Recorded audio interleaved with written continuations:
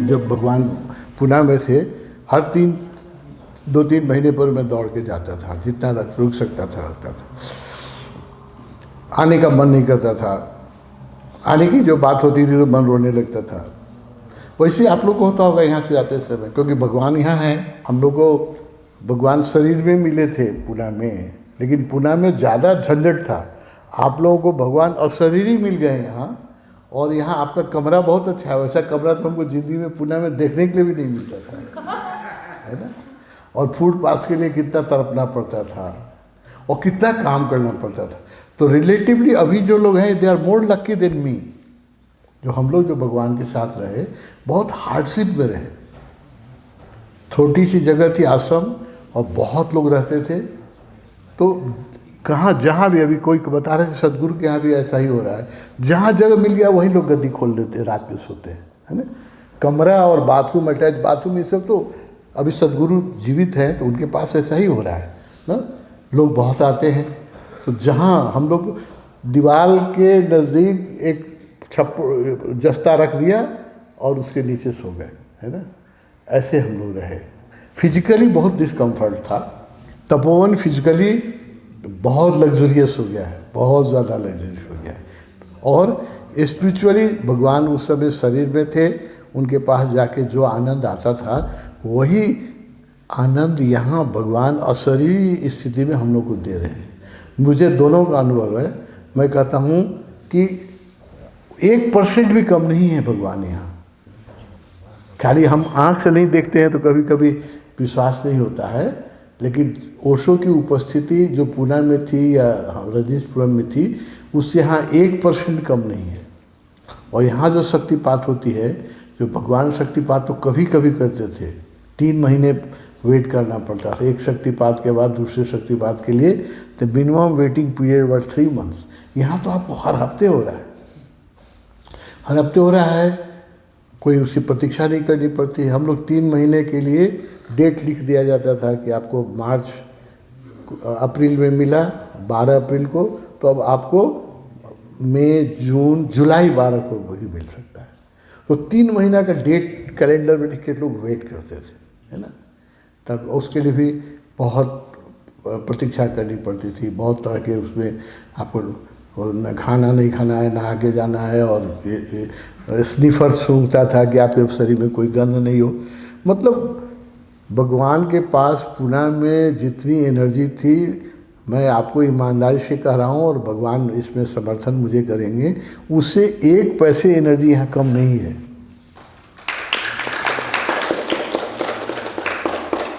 लेकिन हम लोग का क्या है, फिजिकल चीज़ों पर भरोसा है, तो हम चाहते हैं इस पर वो बैठे रहे, देखते तो अच्छा लगता है ना। वो रहते ही हैं, जब हम उनकी बात कर रहे हैं वो सब सुन रहे हैं, सब बात कर रहे हैं, है ना। अगर मैं बोल रहा हूँ, अगर ये मेरे बोलने में अगर मैं कुछ गलत बोल दूँगा तो मुझे उसकी डांट पड़ने वाली है, तो ये बात तो तुमने ज़्यादा बोल दिया, है ना, या ये तुमने गलत बोल दिया। हर बात सुन रहे हैं वो, समझिए, है ना। भगवान ने बार बार कहा है ना, you won't be able to see me but I will be able to see you. भगवान ने कहा है कि जब मैं शरीर छोड़ दूँगा तो तुम जहाँ भी बैठोगे वहाँ मैं उपस्थित हो जाऊँगा।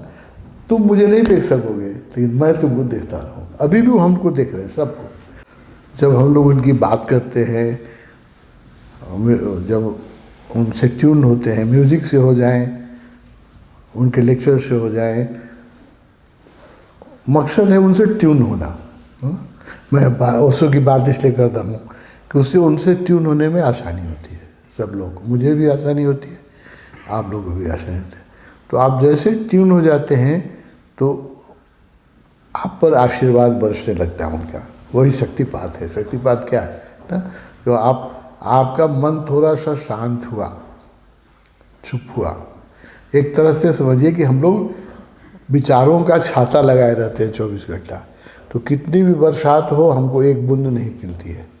तो ऊर्जा तो यहाँ भगवान की हमेशा रहती है, जब हम लोग छाता लगाए रहते हैं तो हम लोग को नहीं मिलती है। तो जब छाता आप खोल देते हैं तो आप भीगने लगते हैं। छाता क्या है? विचारों का छाता है, मन का छाता है, अहंकार का छाता है। तो इसको, अम्ब्रेला को हटाना है।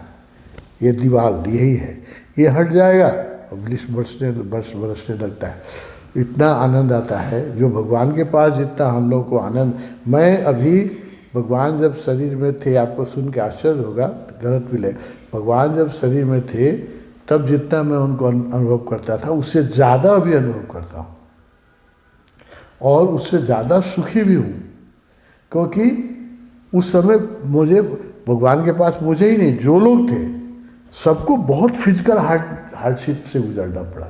मुझे तो ज़्यादा ही गुजरना पड़ा, क्योंकि मैं परमानेंट नहीं रह पाता था। 4 महीने के बाद मुझे नेपाल भेज देते थे भगवान, 3-4 महीने के बाद नहीं रहने देते थे। तो मुझे ज़्यादा, क्योंकि मुझे फुटपाथ नहीं मिलता था, आश्रम में कमरे नहीं मिलते थे, कभी कहीं सोना, कभी डॉर्मेट्री में रहना, कभी सस्ते में खाना। तो I was in more hardship. जो लोग परमानेंट रहते थे, जो बड़े अच्छे साधक थे, जैसे चिन्मय जी थे, स्वामी योग चिन्मय, आप नाम सुने होंगे, स्वामी नरेंद्र स्वामी जी थे, है ना, सत्यवेदांत जी थे, ये लोग बहुत सीनियर और बराबर आश्रम में रहते थे। तो इनके पास सुविधा थी, इनके पास कमरा था, कमरा आश्रम में मिल जाए, ये तो बहुत बड़ा ब्लेसिंग, असंभव लगता था हम लोग को, है ना। फूड पास मिल जाए, आश्रम के किचन में खाना मिल जाए फ्री में, ये तो मुश्किल, असंभव लगता था, है ना। तो हम उस समय जो हमारी गरीबी के दिन थे, बहुत कष्ट के दिन थे, तो अब दिल्ली में एक माँ जी है, वो अभी भी हमको याद दिलाती है।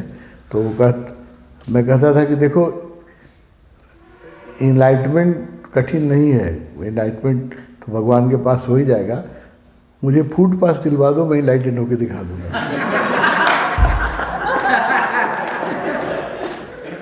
फूड पास लगता था मुश्किल, है ना।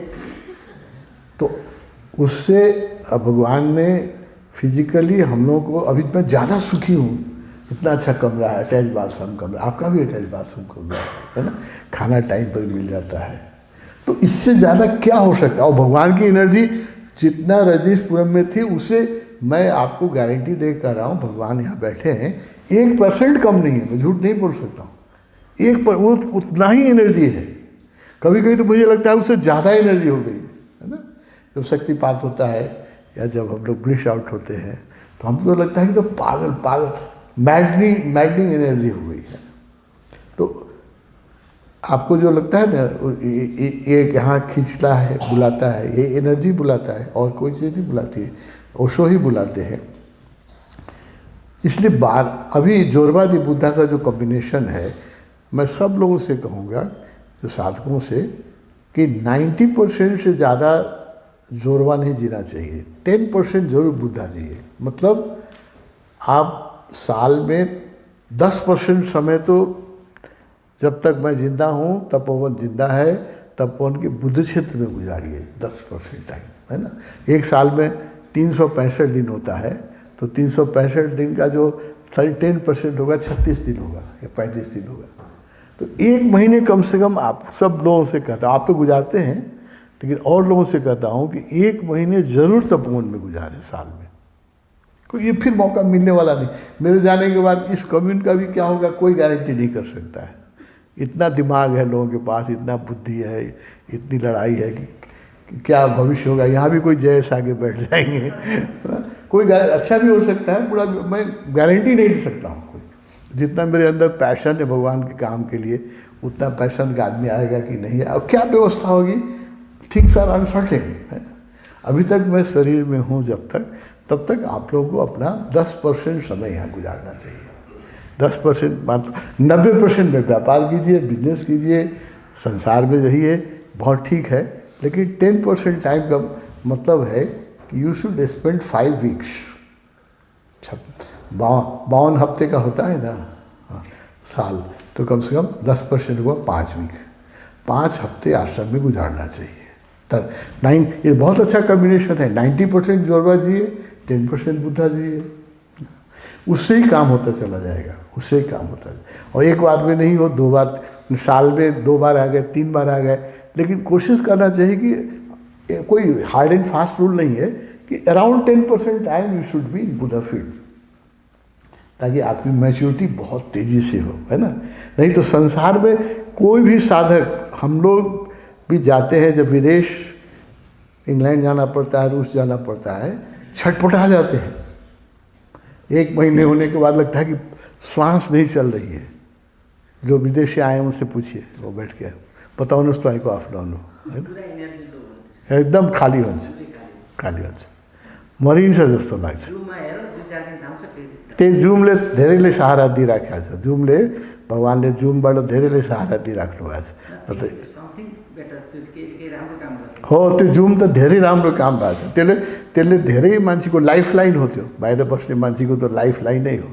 त्यसले चाहिँ भगवान्को रस अलिअलि भए पनि हो। त्यो हेर्नुहोस् न, है ना, विदेश में बहुत पैसा कमाते हैं लोग, बहुत करते, फिर भी नहीं रह सकता है साधन, है ना। हम लोग 1 महीने में तबाह हो जाते हैं।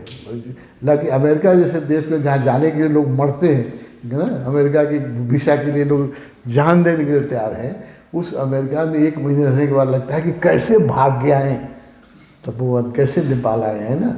और इस गेट से घुसते ही लगता है जैसे स्वर्ग में आ गए। पानी भी पीने में इतना मज़ा आता है, जो वहाँ पर शरबत पीने में भी नहीं मज़ा आता है, वो सादा पानी पीने में मज़ा आता है। तो बुद्धा फील्ड है, कब तक रहेगा कोई गारंटी नहीं है। जब तक है इसका यूटिलाइज कर लेना चाहिए। तो सब लोगों से मेरा आग्रह है, 10% टाइम जो बाहर से आए हैं वो लोग यहाँ गुजारे। जो यहाँ रहते हैं उनसे आग्रह है कि डोंट टेक इट ग्रांटेड। हाँ, जो परमानेंट रहते हैं वो लोग अंधे हो जाते हैं। जब चीज़ें बहुत आसानी से मिलने जाती है और मुफ्त हो जाती है तो अंधे हो जाते हैं लोग। बहुत सारे सन्यासी हैं जो ऊपर बैठ के गप करते रहेंगे, कभी हम मेडिटेशन हॉल में आते ही नहीं हैं, क्योंकि एवरीथिंग इज़ ग्रांटेड, फ्री, कभी भी आ सकते हैं, उनको कोई प्यास ही नहीं है। तो चीज़ें जब सस्ती हो जाती हैं, आसानी से मिलने लगती हैं, तो उसका महत्व लोग खो देते हैं।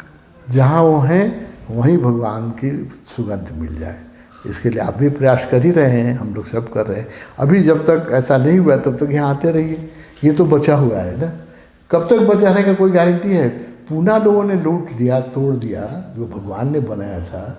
जहाँ इतने डेडिकेटेड लोग थे, उसमें तो भगवान की तस्वीर निकाल के फेंक दी लोग। तो यहाँ से निकाल के फेंकने में कौन सा अच्छा लगेगा। जहाँ इतने पुराने सन्यासी थे, इतने मैच्योर्ड सन्यासी थे, उनके सामने भगवान की समाधि पर जूता लेकर के लोग चले। देखिए अभी पढ़िए ना, उसमें जूता लेकर के चले, उस पर नाचे, उस पर शराब पिया। जिस दिन भगवान को मार के आए तो शराब पिया लोगों ने, वहाँ सेलिब्रेशन किया। तो कल क्या होगा कुछ ठिकाना नहीं है। लोग तो बेहोश हैं। बेहोश आदमी से कुछ आशा नहीं कर सकते कि कल क्या करेगा। कल कुछ भी कर सकता है। जब तक जो चीज़ें उपलब्ध हैं उसका फ़ायदा ले लेना चाहिए।